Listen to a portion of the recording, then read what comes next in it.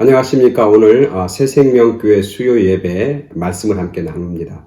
오늘은 2021년 들어와서 두 번째 맞이하는 수요일 저녁입니다. 2월 13일 수요일 저녁입니다.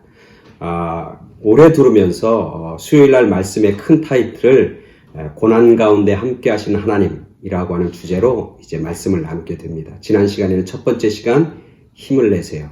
오늘은 그 두 번째 시간으로 감사하세요 라고 하는 주제로 함께 말씀을 나누도록 하겠습니다.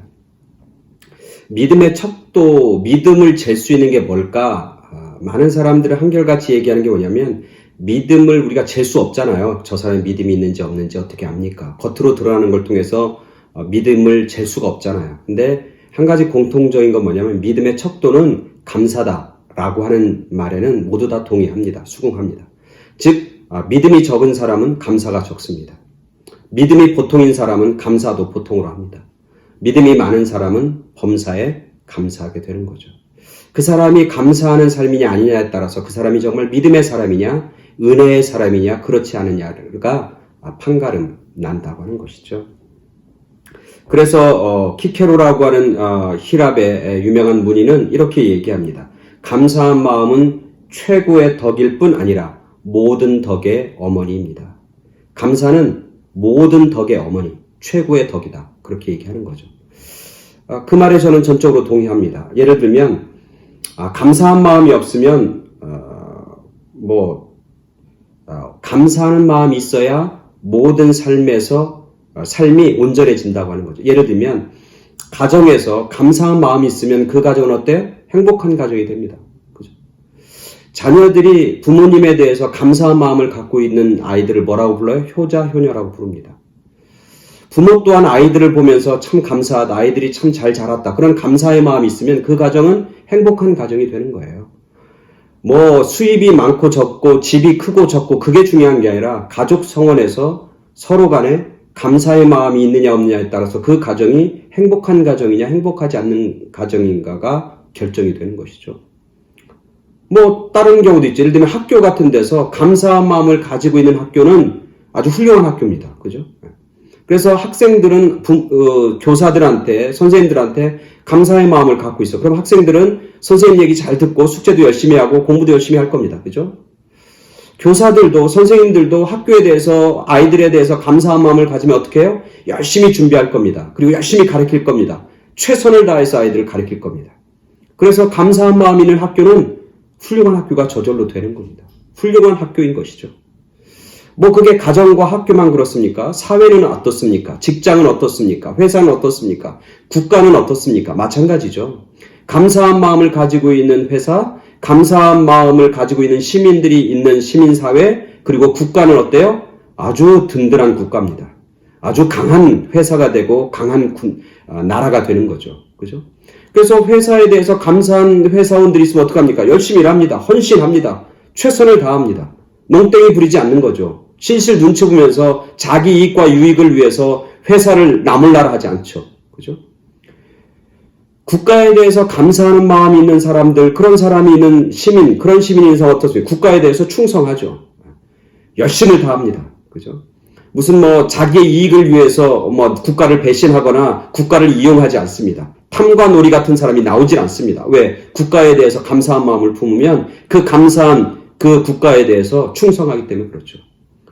모든 기관과 모든 우리 삶이 사는 모든 영역 속에서 중심이 되는 게 감사라는 거예요. 감사가 되면 그럼 사회도, 국가도, 회사도, 가정도, 학교도 훌륭하고 멋지고 행복한 그런 사회가 만들어지고 가정이 만들어지는 것이죠. 어디 사회뿐만 그렇습니까? 우리 교회는 어떻습니까? 믿음 생활은 어떻습니까? 믿음 생활과 신앙 생활도 동일합니다. 오늘 말씀에 보면 골로새서 3장 12절부터 17절까지 말씀을 나눌 건데요. 그 말씀에 보면 그 감사가 얼마나 중심이 되는지를 말씀 속에서 우리에게 가르쳐주고 있습니다. 말씀 제가 읽겠습니다. 골로새서 3장 12절부터 17절.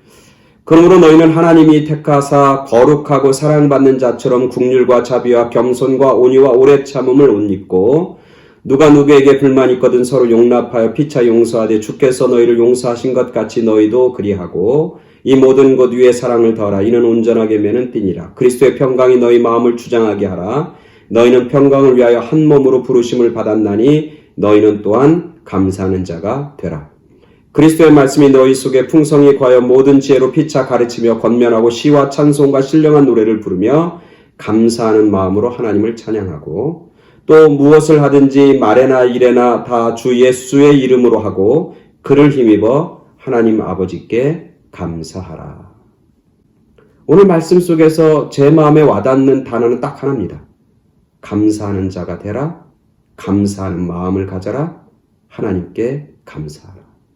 오늘 말씀 속에서 감사하라고 하는 말이 3번씩 연거퍼 이제 등장하게 되는 것이죠. 즉 우리가 신앙생활할 때, 즉 예를 들면 누가 누구에게 선한 일을 행합니다. 그죠? 앞에 나오죠? 우리가 서로 피차 긍휼히 여기고 자비로 하고 겸손으로 하고 오래 참음으로 하고 온유함으로 하고 그리고 서로 사랑하고 피차 용서하고 그 모든 것을 하는데 어떤 마음으로 해라? 감사의 마음으로 하라. 선한 일을 하다가 낙심하는 경우가 어떤 경우입니까? 선한 일을 하다가 실패하는 경우가 어떤 경우입니까? 선한 일을 하다가 때로 시험에 드는 경우가 어떤 경우입니까? 뭐 여러 경우가 있지만 그 중에 대표적인 건 뭐냐면 감사하는 마음을 잃어버리면 선을 행하다가 낙심하게 되는 거예요. 감사하는 마음이 없으면 선을 행하다가 포기하게 되는 겁니다. 감사하는 마음이 중심이 되지 않으면 내가 아무리 다른 사람을 돕고 자비하고 긍휼히 여기는 마음이 있다 할지라도 어떻게 돼? 하다가 나중에 지쳐서 그만두게 되는 것이죠. 두 번째는 뭐라고 하냐면 하나님을 찬양합니다. 시와 신령한 노래로 하나님을 찬양하고 즉 교회에서 봉사하고 교회에서 찬양하고 교회에서 예배드리고 하나님을 찬양하는 그 모든 일에도 뭐예요? 감사하는 마음으로 하라는 거예요. 사실 교회 일 하다 보면은 그만두고 싶을 때가 얼마나 많습니까? 교회 일 하다 보면 짜증날 때가 얼마나 많이 있습니까? 교회 일 하다 보면 부딪히는 일이 얼마나 많습니까? 교회 일 하다 보면 그만두고 싶은 생각이 얼마나 많이 있습니까? 그렇죠? 근데 감사하는 마음이 중심에 있는 사람은 절대 교회 일을 하고 하나님의 선한 일을 하고 선교를 하고 교회 봉사를 하고 찬양하는 일을 하면서도 그것 때문에 시험에 들지 않습니다. 넘어지지 않습니다. 낙심하지 않습니다. 감사하는 마음이 있어요. 내가 정말 하나님께 감사해서 하나님의 은혜가 감사해서 내가 그 감사하는 마음을 중심으로 놓고 내가 찬양하고 감사하는 마음을 중심으로 놓고 교회에서 봉사하고 내가 하나님의 일을 한다고 할 때 그 감사의 마음이 사라지지 않는 한 그의 봉사와 그의 선한 사역과 그리고 그의 헌신과 찬양은 열매를 맺게 되는 겁니다. 그리고 절대로 감사하는 마음이 사라지지 않는 한 그 사람은 하나님의 일을 하면서 낙심하거나 실족하거나 시험에 들지 않는 것이죠. 마지막에 쓰고 있습니다. 모든 일에나 말에나 다 예수 그리스도의 이름으로 하고 그를 힘입어 하나님 아버지께 감사해라. 결론, 모든 일들의 결론은 뭐냐면 뭐예요? 감사하는 마음을 가지고 하나님께 감사하면서 살아라. 말을 할 때에도 행동을 할 때에도 생활할 때에도 감사의 생활을 가지고 하나님께 감사하면서 살아가라. 그러면 너희의 삶이 어떻게 해요? 온전해질 것이다. 너희의 삶이 풍성해지고 열매 맺게 될 것이다. 약속하시고 말씀하고 계신 것이죠. 코로나로 인해 시간이 점점 많아져서 사람들은 외로워하고 고독하고 코로나 블루라고 하는 그런 유행어가 등장합니다. 지금 코로나 바이러스 때문에 힘들고 어려운 것이 한두 가지가 아닙니다. 불편한 것이 한두 가지가 아닙니다. 속상한 것이 한두 가지가 아닙니다. 그럼에도 불구하고 그 가운데서도 감사하는 사람이 있더라고요. 왜냐하면 감사는 상황에 따라서 하는 게 아니라 감사는 뭐야? 해석의 차원이거든요. 해석의 차원. 해석의 차원이면 어떤 일을, 어떤 벌어진 일을 내가 어떻게 해석하고 바라보느냐에 따라서 감사가 되기도 하고 불평과 불만이 되기도 한다는 거죠. 기독교 신앙의 가장 큰 파워는 뭐냐면 이 해석을 믿음으로 감사로 한다는 거예요. 그게 세상 사람들과 다른 그리스도인들의 파워예요. 우리는 그런 능력을 가지고 있는 거죠.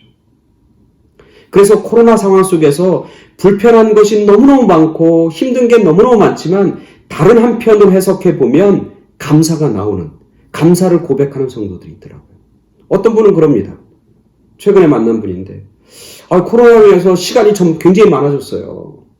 혼자 있는 시간이 너무너무 많은 거예요. 그러다 보니까 이제 성경 읽기도 하고 이제 성경을 읽다가도 이제는 성경을 쓰기도 하고 필사하기도 하고 그러면서 그러면 코로나 때문에 감사합니다. 내가 코로나로 인해서 시간이 이렇게 많아지지 않으면 내가 언제 성경을 써보겠습니까? 일평생. 근데 코로나 기간 때문에 내가 성경을 써보는 그런 도전도 해보고 성경을 쓰면서 내가 하나님 앞에 받는 말씀의 은혜를 내가 경험하고 체험합니다. 그래서 코로나 때문에 저는 감사합니다. 이렇게 고백하는 사람도 있어요. 또 어떤 사람은 그렇게 얘기합니다. 목사님 코로나 때문에 아이들이 다 밖에 있는 아이들이 다 집에 오고 남편도 다 집에 오고 온 가족이 다 집에 왔는데 뭐 좀 불편하고 좀 뭐 힘든 것도 있긴 하지만 그래도 온 가족이 함께 모이니까 가족의 소중함을 또 발견에 대해서 얼마나 감사한지. 코로나 때문에 같이 시간을 나누다 보니까 대화도 많이 하고 그리고 서로가 아픈 그런 아픔도 서로 얘기하게 되고 예전에 서로 가족들 간에 받았던 상처들도 이 기간에 서로 치유되고 회복되는 그런 놀라운 은혜를 경험하게 됩니다. 코로나로 해서 우리 가정은 회복되었습니다. 너무나 감사하고 너무나 좋습니다. 그렇게 바라보고 해석하는 사람도 있는 거예요. 1991년도에 그 일본의 큰 폭풍이 몰아칩니다. 태풍이 몰아칩니다. 일본 아오모리현이라고 하는 곳에 큰 태풍이 몰아쳤습니다. 아오모리는 유명한 농작물이면 사과입니다. 근데 91년도에 큰 태풍이 몰아쳐서 사과가 이 태풍이라는 게 보통 여름이 지나서 가을에 몰아치잖아요. 근데 여름이 지나면서 가을이 되면 사과가 막 열리고 막 이제 한참 익을 때잖아요. 추수를 앞두고 있을 때잖아요. 근데 태풍이 몰아붙인 거예요. 그래서 그 아이모리현이라고 하는 곳에 사과 농장의 약 90%가 다 낙과가 된 거예요. 다 떨어진 거예요. 10%만 수확하게 된 거예요. 그러니까 주변에 있는 많은 사과 농사람은 10%밖에 못했다고 사과 농사 망쳤다고 울고 불평하고 이거 어떻게 되냐고 우리 이제 딱 끝났다고 그렇게 하는데 그 중에 한 사람은 10%만 열려있는 10%라도 달려있는 게 너무너무 감사하다. 저 10%가 너무나 귀하다. 그러니까 감사하는 마음이 드는 거예요. 귀한 마음이 드는 거예요. 그러면서 생각한 게 뭐냐면 저 10%는 태풍의 문제와 태풍의 소용돌이 속에서도 끝까지 견뎌내고 합격한 나무에 꼭 붙어서 합격한 사과다. 그런 생각이 드는 거예요. 그래서 이 농장 주인이 그 사과를 뭐라고 붙여서 이제 사람들한테 매매하기 시장에 내놨냐면 합격 사과. 태풍 속에서 합격한 사과. 그래서 합격 사과라는 이름을 붙여서 판매하기 시작했어요. 그랬더니 그게 소문이 나서 사람들이 뭐 그 사과를 사기 위해서 달려들고 그리고 그 사과를 예전에 봤던 사과 값보다 한 10배 정도 비싼 값으로 팔았대요. 그리고 그 사과가 이제 입시를 앞둔 입시생들에게 선물하는 귀한 사과가 되었다는 거예요. 입시할 때 있지 합격한다고 이 사과 먹으면 너도 떨어지지 않고 합격할 거라고 그래서 합격 사과로 아주 인기를 아주 끌었다고 하는 그런 이야기를 들은 적이 있습니다. 감사하면 길이 열리게 됩니다. 감사하면 아이디어가 생기게도 되죠. 감사하면 막혔던 것이 막힌 것이 아니라 열려져 있고 새로운 기회가 열려지게 되는 것이죠. 남미와 북미가 이 생활의 격차가 완전히 다르잖아요. 남미와 북미는 생활의 격차뿐만이 아니라 삶의 어떤 내용도 그렇고 그리고 정치나 사회와 경제의 어떤 구조도 그렇고 완전히 다르잖아요. 남미는 아직 개발되지 않은 곳이고 북미는 그래도 선진화된 곳이잖아요. 어떻게 보면 자연적인 어떤 자원에 의하면 뭐 북미나 남미나 별반 다르게 어떻게 보면 자연 환경으로 보면 훨씬 더 남미 쪽이 훨씬 더 많다고 그래요. 자연 환경의 생산물이나 자연의 어떤 여러 가지가 훨씬 더 훌륭하다고 그래요. 근데 어떤 사람은 이렇게 그런 요인을 여러 가지 요인이 있겠지만 그분은 이렇게 해석하더라고요. 뭐 일견 저는 동의가 되는데 북미는 미국과 캐나다 북미는 시작이 어떻게 되냐면 청교도들이 신앙의 박해를 받아서 이 북미에 도착하게 되고 북미에 도착한 그들은 뭘로 시작하냐면 교회를 짓고 예배드리고 감사하면서 시작했다는 거예요. 여기 와서 고생스럽지만 그래도 감사해서 첫 번째 추수감사를 맞이해서 인디언들과 같이 모여서 같이 식사를 감사하면서 시작한 대륙이 이 북미라고 하는 거예요. 그래서 북미는 이렇게 멋지고 아름답게 훌륭하게 성장할 수 있어요. 남미는 그런 중에 남미는 뭘로가 그 남미를 개척하는 역사냐면 인간의 탐욕이거든요. 탐욕 때문에 욕심 때문에 정착하게 되고 그곳에 오게 되고 그래서 인간의 탐욕과 욕심이 시작된 땅이 바로 남미라고 그렇게 보더라고요. 물론 뭐 다른 견해가 있지만 한편으로는 이해가 되고 또 납득이 되는 그런 해석이에요. 우리의 삶이 그렇습니다. 똑같은 환경이지만 감사하면서 시작하고 감사의 마음을 갖고 바라보느냐에 따라 그렇지 않느냐에 따라서 우리의 삶은 완전히 다른 것이죠.